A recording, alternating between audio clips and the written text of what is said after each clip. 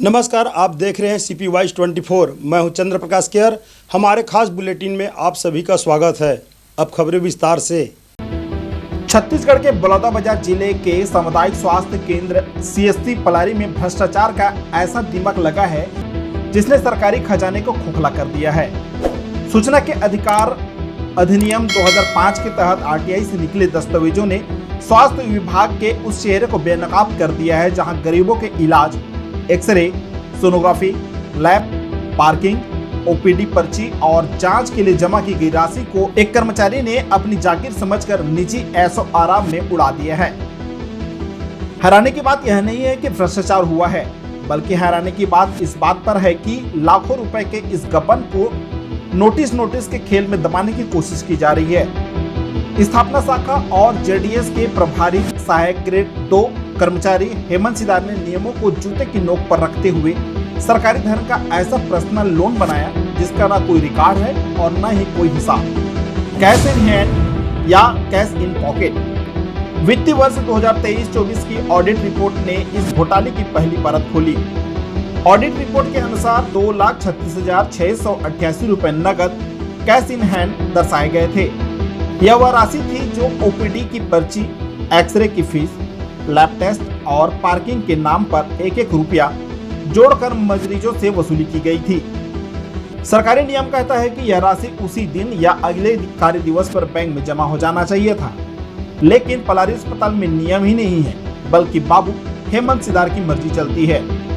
इस कुल राशि में से 1,85,700 रुपए अकेले हेमंत सिदार ने अपने पास रख लिए हैं। ताज्जुब की बात यह है कि जीवनदी समिति की गाइडलाइन बुकलेट में कहीं पर भी यह प्रावधान नहीं है कि कोई कर्मचारी इतनी बड़ी रकम सालों तक अपने पास रखकर ऐशोआराम में मौज करते रहे। इस मामले को लेकर आरोपी हेमंत सिदार कर्मचारी सहायक ग्रेड 2 ने कहा कि निजी कार्यों की वजह से जीवनदी समिति की राशि को अपने पास रख लिया था। कुछ राशि किस्तों में जमा कर दी गई है, बाकी बची हुई राशि को चेक के माध्यम से जमा कर दूंगा। भ्रष्टाचार का इंस्टॉलमेंट प्लान, किस्तों में लौटा रहे चोरी का माल। जब आरटीआई के जरिए मामला गरमाया और विभाग ने गर्दन फंसते देखी तो आरोपी कर्मचारी ने अपनी प्रोफेशनल अपराधी की तरह सेटलमेंट शुरू किया। सरकारी धन जिसे एक बार में जमा होना था उसे किस्तों में वापस लिया जा रहा है। 30 मई 2024 को 20-20 हजार करके कुल 40,000 रुपए जमा किए। 1 अक्टूबर 2024 को 10,000 रुपए और 6 फरवरी 2025 को 10,000 रुपए। अभी भी 1,85,700 रुपए गायब है। सबसे बड़ा सवाल यह है कि जो 60,000 रुपए जमा किए गए हैं उनका न कोई बिल वाउचर या रसीद है और न ही कोई अस्पताल के रिकॉर्ड में मौजूद दस्तावेजों में उल्लेख है। यह सीधे तौर पर अधिकारियों की मिलीभगत से शासन की राशि का डाका डाला गया है, जिसे छुपाने का एक सुनियोजित तरीका इजाद किया गया है। और निजी कार्य से रख लिया था सर। निजी कार्य से रख लिया था। निजी कारण जी। तो ऐसे क्या वजह थी कि शासन की राशि का आपने निजी कामों के हवाला दिया? मैं कुछ काम था इसका रख लिया था, जमा करूँगी फिर बोला था, फिर हटा दिए ना, तुरंत तत्काल हटा दिए, फिर हट गया। उसके बाद नोटिस दिए 4 जमा किया, फिर 20-20 करके 2 बार और 10-10 करके। और सर 10 तारीख को अभी जो बीमो सर नोटिस दिए मेरे को 10 तारीख को, तो ये तो मैं 12 तारीख को चेक कटवा के लाया हूँ 10 करके, उसको जमा करूँगा। और इसमें 80,902 रुपये जमा कर रहा हूँ चेक के माध्यम से, और 36,798 रुपये बिल है, और 60,000 जमा कर चुका था। ये जो इनकम होता है उसमें का, जैसे पार्किंग, एक्सरे, लैब, सोनोग्राफी और ओपीडी। आप शासन की राशि का रखना क्या लगता है कि ये सही नहीं है आपके द्वारा? नहीं, सही नहीं है। फिर ऐसा जानबूझकर क्यों किया गया? चेतावनी पत्र या सिर्फ खानापूर्ति। दस्तावेजों की कड़ियां बताती है कि पूर्व खंड चिकित्सा अधिकारी बीएमओ डॉक्टर बीएस ध्रुव ने नोटिस देने की झड़ी लगा दी, लेकिन कार्रवाई के नाम पर ढाक के 3 पाथी रहे। पहला नोटिस 28/12/2023 को लेखा दस्तावेजों को पूर्ण कर सत्यापन के संबंध में दिया गया। उसके बाद दूसरी नोटिस 8/2/2024 को अंतिम चेतावनी पत्र दिया गया। वही तीसरी बार 7 मार्च 2024 को फिर से अंतिम चेतावनी पत्र जारी किया इसके बाद भी बात नहीं बनी तो 18 अप्रैल 2024 को चौथी बार अंतिम चेतावनी पत्र जारी कर खानापूर्ति किया गया। इस मामले को लेकर तत्कालिक बीएमओ डॉक्टर बीएस ध्रुव ने कहा कि मरीजों से वसूल की गई राशि हेमंत सिदार रखते थे। हमें 3-4 महीने बाद पता चला कि पैसा बैंक में जमा नहीं हुआ है। हमने नोटिस दिया तो उसने 60,000 रुपये जमा किए। रही बात पुलिस में एफआईआर की तो वह राशि वापस कर देगा, इसलिए शिकायत नहीं किए हैं। वो स्थापना शाखा में के साथ साथ जेडीएस का भी कार्य भी देखते थे वो हेमंत सिदार।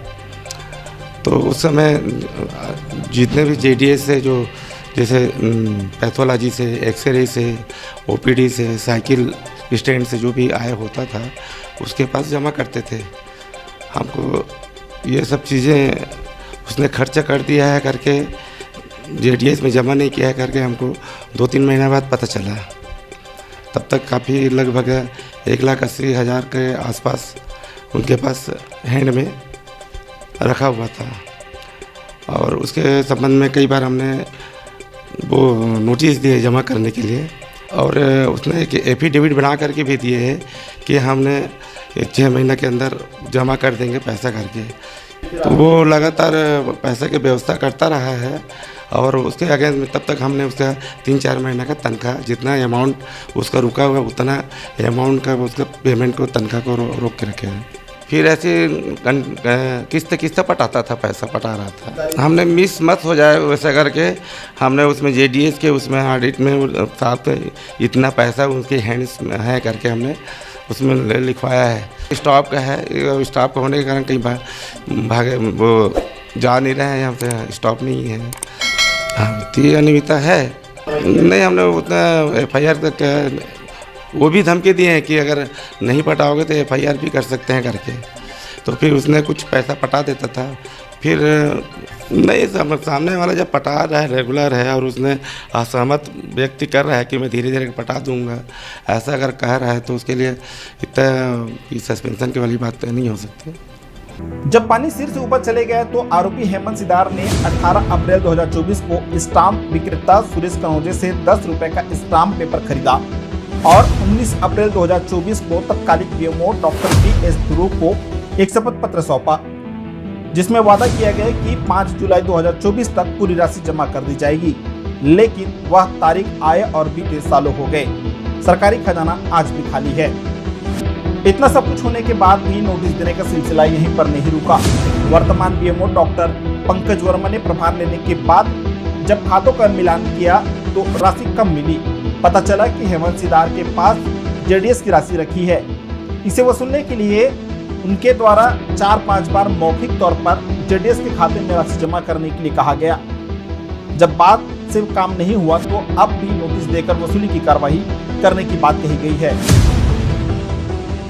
अभी वर्तमान में मैं 1-1.5 महीने से ही बीएमओ के प्रभार में सीएससी पलारी में हूँ और प्रभार लेने के बाद मैंने जेडीएस या जो अकाउंट्स वगैरह वो सब देखा तो मुझे कुछ गैप्स दिखाई दी उसमें। तो उस संबंध में मैंने उनको जो जानकारी जो मुझे मिली कि उनके द्वारा वो पैसे अपने पास रखे गए हैं, तो फिर मैंने उनको व्यक्तिगत रूप से सलाह दी थी कि आप ये पैसे जो हैं वो जितने जल्दी हैं आप वापस जेडीएस के लिए सबमिट करवा दो, जमा करवा दो करके।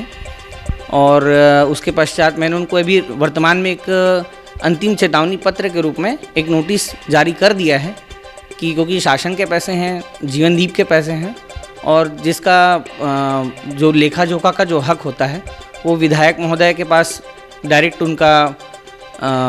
उनको अधिकार होता है उसमें हस्तक्षेप का। तो मुझे लगा कि कहीं ना कहीं बहुत बड़ी अनियमितता हो जाएगी और यदि मैं भी इतने दिनों बाद भी इन सब चीज़ों पर देख रेख ना करूं या फिर उस चीज़ को बाईपास कर दूं या हल्के में ले लूं तो शायद ये मेरे लिए खुद के लिए एक तकलीफ का कारण हो सकता है। इसलिए मैंने तत्काल उनको एक चेतावनी पत्र जारी किया। एक्चुअली क्या है, कुछ उसके डॉक्यूमेंट्स ऐसे थे जो मुझे उसमें फुलफिल नहीं दिखाई दिए थे, जो उसकी पूर्णता को प्रमाणित नहीं कर रहे थे। तो मैंने सोचा कि जो हमारे पूर्व बीएमओ थे वो और हम और 3-4 हम जो ऑफिस के स्टाफ हैं वो सामने एक मीटिंग की तरह बैठें और बैठकर उसको लिखित में उसको क्लियर करें सबके समक्ष। और हमारे जो पूर्व बीएमओ डॉक्टर बीएस ध्रुव साहब हैं उनके समक्ष कि ये अनियमितता उनके ड्यूटी जब वो बीएमओ थे यहाँ पे उस दौरान की है। मैं चाहता था उनके सामने ही सारी चीज़ें क्लियर हो। जो भी है वो बीएमओ साहब के नॉलेज में था ये चीज़ जो है ना। तो मुझे ऐसा लगता है कि इस चीज़ के लिए जितनी सजगता बीएमओ साहब जो पूर्व बीएमओ हमारे रहे हैं वो उनके तरफ से होती तो बहुत बेहतर होता। सबसे बड़ा सवाल संरक्षण या मिलीभगत का उठ रहा है। पलारी स्वास्थ्य केंद्र सीएससी के गलियारों में चर्चा है कि यह एक छोटा कर्मचारी बिना ऊपर के संरक्षण के इतनी बड़ी हिम्मत नहीं कर सकता। सरकारी धन का गबन करना एक संज्ञेय अपराध माना जाता है। फिर भी डॉक्टर BS ध्रुव ने पुलिस में रिपोर्ट क्यों नहीं की? क्या वे किसी को बचा रहे थे? शपथ पत्र की समय सीमा बीतने के बाद भी पलारी सामुदायिक स्वास्थ्य केंद्र के खंड चिकित्सा अधिकारी आखिर मौन क्यों हैं? बिना बिल वाउचर के किस्तों में पैसा लेना किसी सरकारी नियम के तहत आता है क्या? यह मामला केवल एक कर्मचारी की चोरी का नहीं बल्कि पूरे सिस्टम के भ्रष्टाचार में डूबे होने का प्रमाण है। जहां गरीबों के स्वास्थ्य के लिए आने वाले पैसा अधिकारियों की नाक के नीचे पर्सनल लोन की तरह इस्तेमाल हो रहा है। अगर अब भी उच्च स्तरीय जांच और FIR नहीं हुई तो यह स्पष्ट हो जाएगा कि इस भ्रष्टाचार की जड़ें पलारी सामुदायिक स्वास्थ्य केंद्र सहित पूरे विभाग तक फैली हुई है। वहीं इन घोटाले की शिकायत संचालनालय, जिला कलेक्टर, स्वास्थ्य मंत्री, CMHO कार्यालय सहित पुलिस में भी FIR दर्ज कर कार्रवाई करने की बात कही जा रही है। चमन प्रकाश, CP24, रायपुर। आज की खबरों में बस इतना ही। आगे हम ताज़ा तरीन खबरों के साथ फिर हाजिर होंगे। तब तक के लिए नमस्कार।